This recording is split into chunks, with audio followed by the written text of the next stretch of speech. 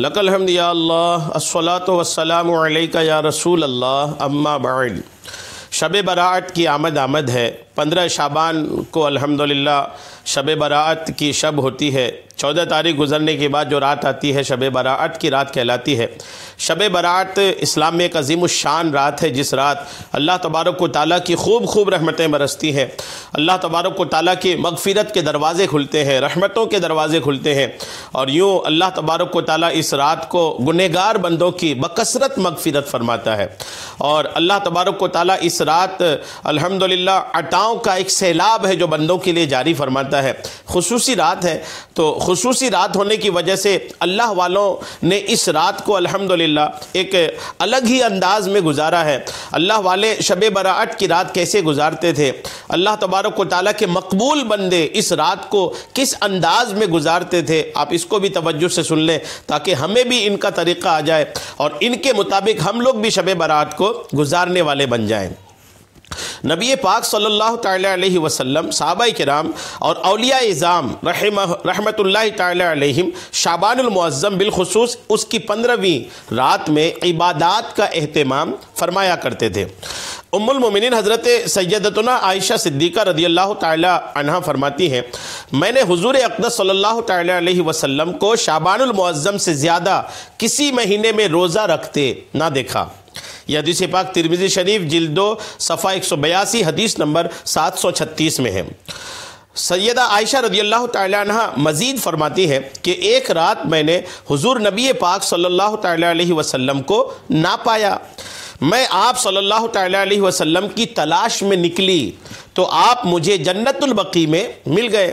نبی اکرم صلی اللہ تعالی علیہ وسلم نے فرمایا، بے شک اللہ تعالی شعبان کی 15ویں رات آسمان دنیا پر تجلی فرماتا ہے، پس قبیلہ بنی کلب کی بکریوں کے بالوں سے بھی زیادہ لوگوں کو بخش دیتا ہے۔ ترمذی شریف جلد 2 صفحہ 183 حدیث نمبر 739۔ معلوم ہوا کہ شب برات میں عبادت کرنا، قبرستان جانا، یہ سنت ہے۔ الحمدللہ اللہ کرم فرمائے کہ ہم لوگ بھی اس شب کو نہ صرف عبادت کریں بلکہ قبرستان جا کر کے زیارت قبور کی بھی سعادتیں حاصل کریں۔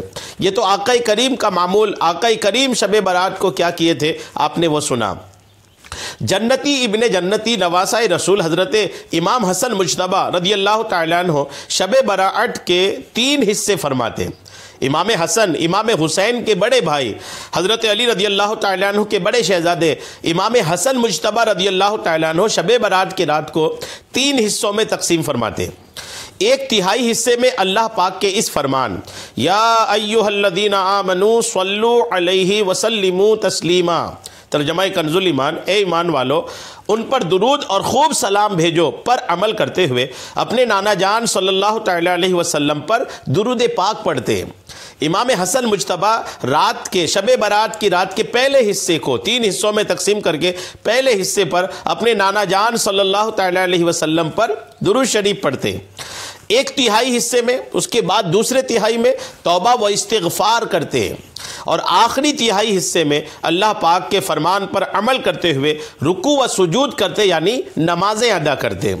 تو امام حسن مجتبیٰ رضی اللہ تعالیٰ عنہ ہے الحمدللہ، انہوں نے شب برات کو 3 حصے میں تقسیم کرتے، ایک حصے میں درود شریف پڑھتے، دوسرے حصے میں توبہ و استغفار کرتے، اور تیسرے حصے میں آپ الحمدللہ نماز ادا کرتے تھے۔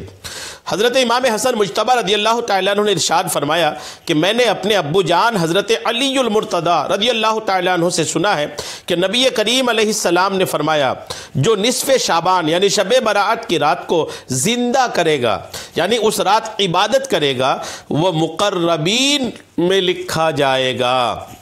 مقربین مطلب اللہ کے مقبول بندوں میں اس کا نام لکھا جائے گا۔ یہ روایت القول البدیع کے صفحہ نمبر 396 میں الحمدللہ موجود ہے۔ یہ حضرت سیدنا امام حسن مجتبیٰ کا معمول سنا آپ نے۔ بزرگان دین رحمہم اللہ المبین بھی یہ رات عبادت الہی میں بسر کیا کرتے تھے، گزارا کرتے تھے۔ حضرت سیدنا خالد بن معدان، حضرت سیدنا لقمان بن عامر اور دیگر بزرگان دین رحمہم اللہ المبین شعبان المعظم کی 15ویں رات اچھا لباس پہنتے، خوشبو سرما لگاتے اور رات مسجد میں جمع ہو کر عبادت کیا کرتے۔ اچھا لباس بھی پہنیں، خوشبو بھی لگائیں، سرما بھی لگائیں، اور مسجد میں آ کر کے اللہ کی عبادت کریں۔ یہ بات ماذا فی شعبان صفحہ نمبر 75 میں ہے۔ امیر المومنین حضرت سیدنا عمر ابن عبدالعزیز رحمۃ اللہ تعالی علیہ بھی شب براعت میں عبادت میں مصروف رہا کرتے تھے۔ اسلام کے سب سے پہلے مجدد حضرت سیدنا عمر ابن عبدالعزیز رحمۃ اللہ تعالی علیہ بھی شب براعت کی رات عبادت میں گزارتے تھے۔ تفسیر روح البیان پارہ 25 سورہ دخان آیت نمبر 38 کے تحت یہ باتیں لکھی ہوئی ہیں۔ آیت نمبر 8 کے تحت جلد نمبر 3 صفحہ 402 میں یہ باتیں لکھی ہیں۔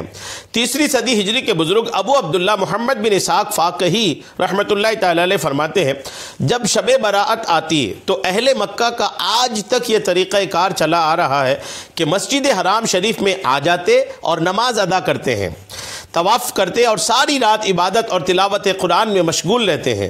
ان میں بعض لوگ 100 رکعت نفل نماز اس طرح ادا کرتے کہ ہر رکعت میں سورہ فاتحہ کے بعد 10 مرتبہ سورہ اخلاص پڑھتے، زمزم شریف پیتے، اس سے غسل کرتے اور اس سے اپنے مریضوں کے لیے محفوظ کر لیتے، اور اس رات میں ان اعمال کے ذریعے خوب برکتیں سمیٹتے ہیں۔ اخبار مکہ نامی کتاب میں یہ باتیں الحمدللہ موجود ہیں۔ تو یہ ہمارے بزرگان دین کا شب برات کا معمول تھا۔ ہمیں بھی چاہیے کہ بزرگوں کی اقتداء کرتے ہوئے اس شب برات کی مقدس رات کو اللہ کی عبادت میں گزاریں، اللہ کی بارگاہ میں توبہ و استغفار میں گزاریں، درود شریف میں گزاریں، قرآن پاک کی تلاوت میں گزاریں۔ جن کی نمازیں ان کے اوپر قضا بچی ہیں وہ اپنی قضا نمازوں کو ادا کرنے میں گزاریں۔ کل ملا کے یہ ہے کہ نیک کاموں میں ہی اس رات کو گزاریں۔ اگر آپ جاگ رہے ہیں تو بلا وجہ کہیں کھڑے ہو کر بھیڑ لگا کر کے باتیں کر کے اس عظیم رات کے اس اہم وقتوں کو برباد نہ کر کے مسجد میں جمع ہو کر کے اللہ کی یاد میں ہی اس رات کو گزاریں۔ اللہ تبارک و تعالی ہم سب کو اس مبارک رات میں خوب عبادتوں کی توفیق عطا فرمائے۔